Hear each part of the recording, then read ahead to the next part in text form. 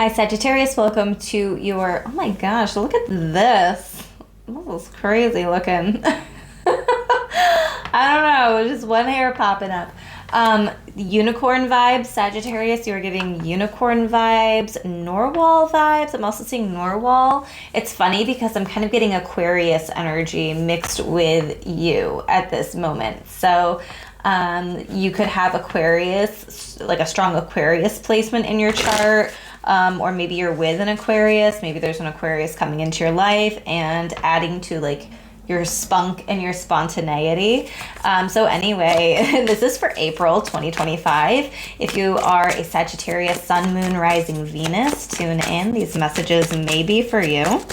So some overarching overall themes, you have the Four of Pentacles. It was kind of wanting to come out in reverse. So what I will say is watch your spending in the month of April.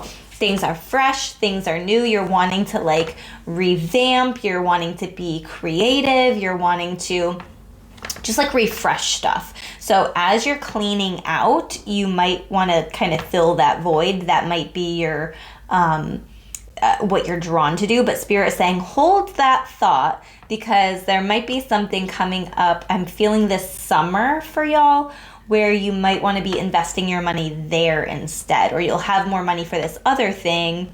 I'm hearing upgrade, so you might be able to upgrade something this summer if you are really consistent with saving your money now.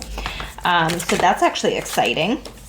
And then you have the Six of Pentacles. Yeah, this is about balancing your budget for sure. As you're doing, like if you're doing spring cleaning around your house, you might want to do spring cleaning of your budget. So go through and see what subscriptions you have. I know some people are paying like, so if you like are a husband-wife duo or partners, do you both have Amazon Prime? Do you both need to be paying for that, right? Could you just use like one account and then that would cut down a monthly or a yearly bill for you right there?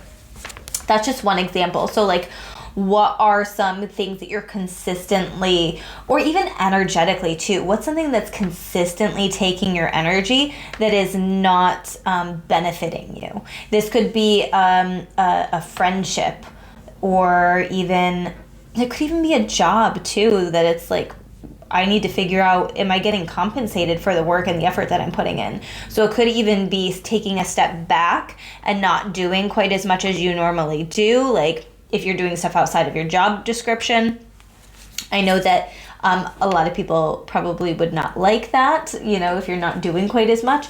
But I feel like there's needing to save your energy too is another message that's coming through. You have the Ace of Swords in reverse. So there's kind of an air of potential confusion, things not coming through super clearly. Even the way that I'm speaking in this reading, I feel like I'm getting really hung up on my words. So yeah, you could just maybe misspeak, choose the wrong words, things not coming out or flowing as easily as possible.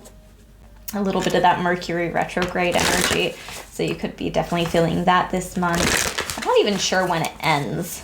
I think it's the middle of the month, but I'm gonna have to double check my date. So for an oracle message, this is from the Deep, Dark, and Dangerous deck. Love this card. Scylla or Scylla. I used to say Scylla, but I think it's Scylla. Scylla. It's number 8, and the message is resilience.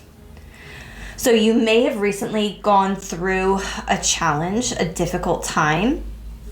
And I sometimes, being my stubborn self, hate the phrase, oh, the difficult times make you stronger. Well, that sucks, right? Good for everybody else, but I don't want to deal with it. That's kind of the energy that I'm picking up on. But it says life throws adversity at you. There is no escaping this. Yet building resilience allows you to handle this better. Building flexibility is a key to developing resilience. Righteous anger is not shameful. Sometimes you get caught between a rock and a hard place. You need to make a decision between two poor outcomes to get where you need to go. The duality here is resilience versus rigidity, righteous anger versus anger. So if you're starting to feel those difficult emotions bubbling to the surface, like anger or resentment, frustration, are you picking up on maybe a collective energy or somebody else's energy, right? And so then you're just feeding into that? Or Are you actually feeling what's going on in your own body? Is it righteous? Is there a reason that you are actually feeling this way? So figuring out, okay, where are these shadow emotions coming from, and how can I process these? So figuring out, because I feel that some of you are empaths. I feel like for a lot of you, it doesn't really affect you too badly. You can usually like figure it out pretty quickly. But I feel that the anger is a difficult one for you to manage. Sometimes like sadness, I feel like I'm going through the movie Inside Out with the different emotions. But sometimes with like sadness or depression or things like that, when you're around somebody that's really sad, sometimes you don't pick up on that necessarily as sadness. Sometimes I feel like it comes through you. Like you might sense that and then your body shifts it to anger. So I'm picking up on that for some of you, because it's easier at times to feel angry about something than it is to feel sad. And like nobody wants to cry, right? But people are angry all the time and people openly express that. So it's almost like it's more acceptable, socially acceptable. I don't know. That's just something that's coming through. For a crystal that might be good to work with, petrified wood, this is going to get you grounded. This is going to help you bring you back down to earth. I'm hearing the words go touch some grass.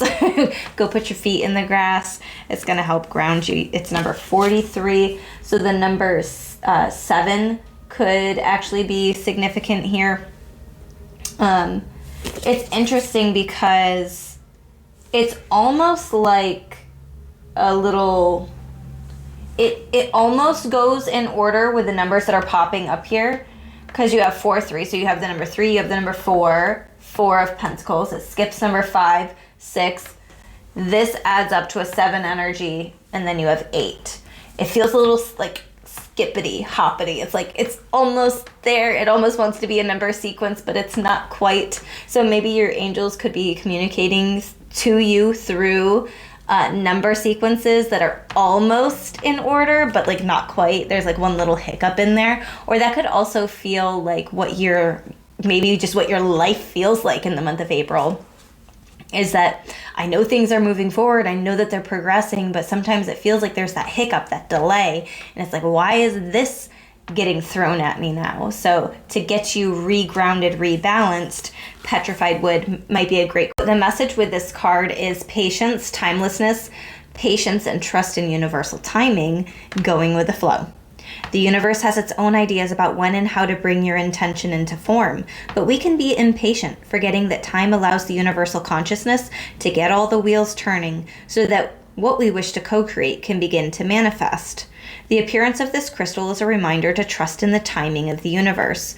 Good things come to those who wait. Your message right now is to be open to divine order, for you cannot control the timetable or the form in which the universe expresses your intention. Focus on the process, putting one foot in front of the other as you work at your own growth, your healing, and what you need will show up in perfect timing. Perfect. I hope that these messages resonated, my friends. If they did, please hit the like button and follow me for more videos like this. And don't forget to book your personal reading on my website, crystallizewithkate.com.